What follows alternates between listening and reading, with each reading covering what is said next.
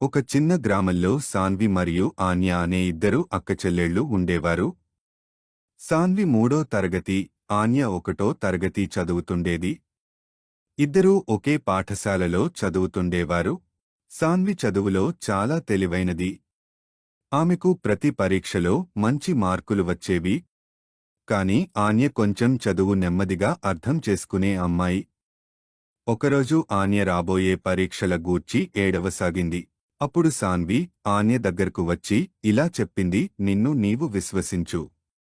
నేను ప్రతిరోజూ నీకు పాఠాలు చెప్పి సహాయం చేస్తాను. అప్పటినుంచి రోజూ స్కూల్ తర్వాత సాన్వి ఆన్యతో కూర్చుని చదువు చెప్పసాగింది. ఆన్య కూడా పట్టుదలగా ప్రయత్నించసాగింది. కొన్ని నెలల తర్వాత పరీక్షల ఫలితాల్లో ఆన్య టాపర్ అయింది. ఆమె ఆనందంతో సాన్విని హత్తుకుని చెప్పింది, అక్కా, నీ సహాయం లేకపోతే ఇది సాధ్యమే కాదు.